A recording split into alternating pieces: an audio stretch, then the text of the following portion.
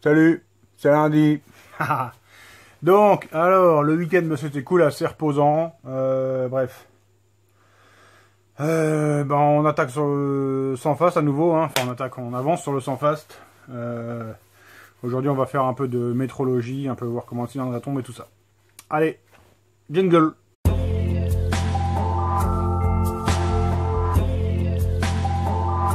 De nouveau ce week-end. Déjà, vous avez peut-être vu sur Facebook, je vous ai mis une grille de tarifs. Oui, parce qu'à un moment, il faut une grille de tarifs. Alors ce week-end, samedi plus précisément, j'ai reçu ça de la part de Thomas.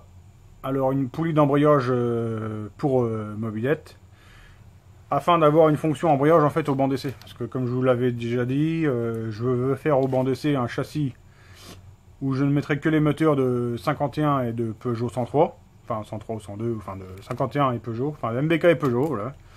Et donc pour avoir une fonction embrayage, Thomas m'a filé ici une poulie d'embrayage. Merci Thomas. Troisième chose arrivée ce week-end. Une petite tablette. Alors merci Seb.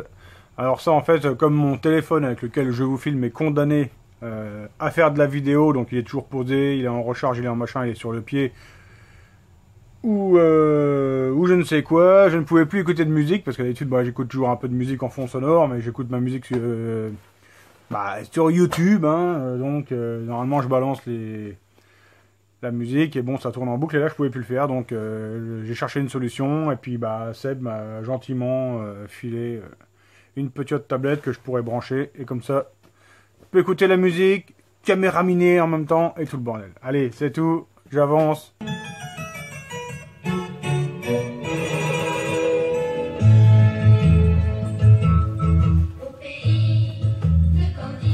Et maintenant, première étape de la journée, je remets mes goujons.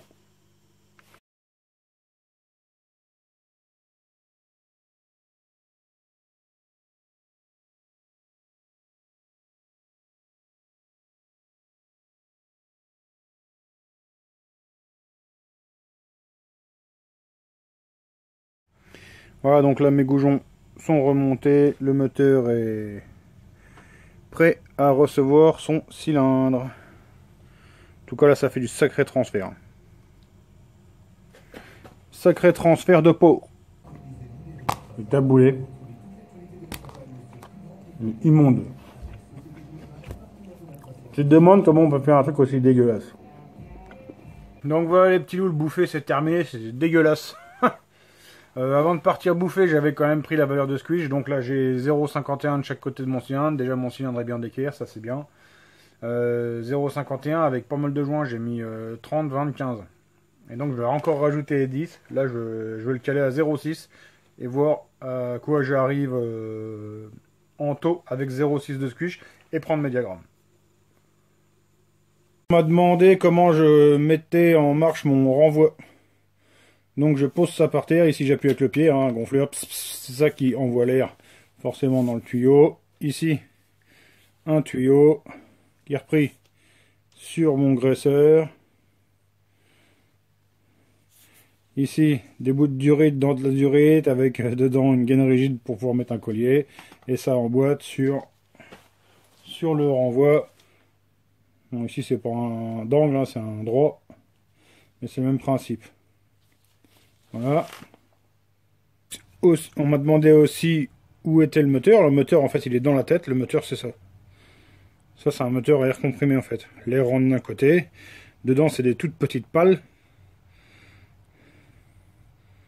On y voit qui tourne, là. Voilà. Et c'est ça qui fait tourner la fraise. Voilà, c'est tout. J'ai 194-134 avec 0,6 de squish. Donc ça me fait 15,92 de rapport volumétrique, sachant que les joints vont se tasser, ils vont se tasser au moins de 0,10. Ça va me balancer à 16,38 de taux, donc 16,4 de taux minimum, hein. Ça veut dire que ça peut monter encore un peu, quoi, parce que j'ai quand même beaucoup de joints, vu que j'étais obligé de surfacer l'embase du carter pour mettre d'aplomb tout le bordel, parce que c'est un carter adaptable, le cylindre ne rentrait pas, vous vous rappelez. Donc j'avais été obligé de surfacer tout le bordel, je me retrouve avec beaucoup de joints.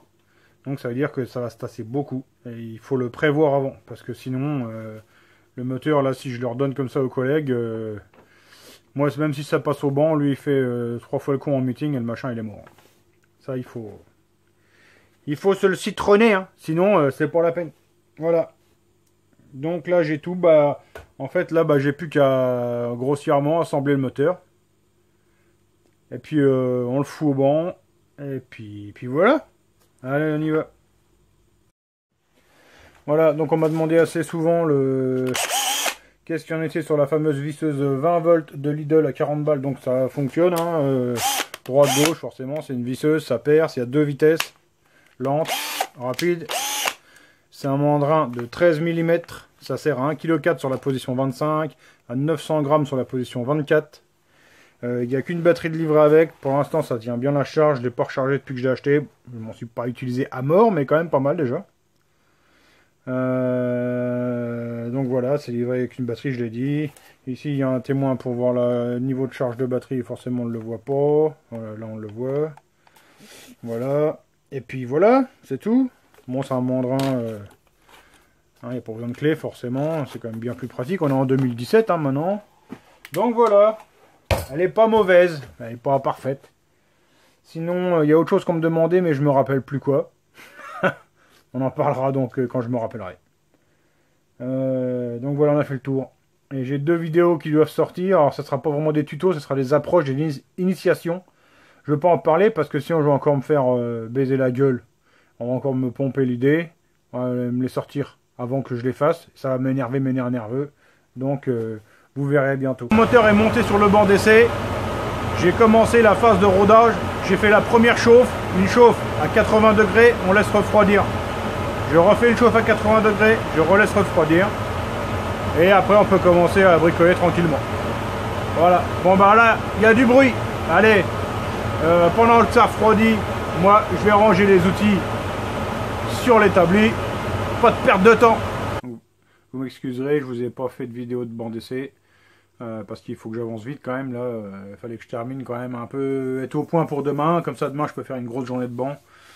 Là, le moteur, pour l'instant, il est moyen. Je suis parti avec une admission, une VL14. Une VL14 sur une cale de 20 mm. Donc là, j'avais une allonge de dingue. J'ai réglé ma carburation comme ça. Et là, j'ai mis une admission MXS. Donc là, j'ai bien gonflé ma courbe. J'ai descendu un gicleur. Paf. Là, je suis quand même pas mal. Mais bon, je suis pas à ce que je veux encore.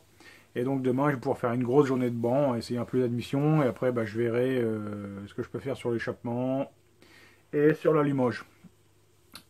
Voilà, dans l'immédiat, bah, c'est tout. Je vous souhaite une bonne soirée. À demain, les gars. Et les meufs, tout le monde, quoi. À demain à ceux qui regardent. Allez, salut.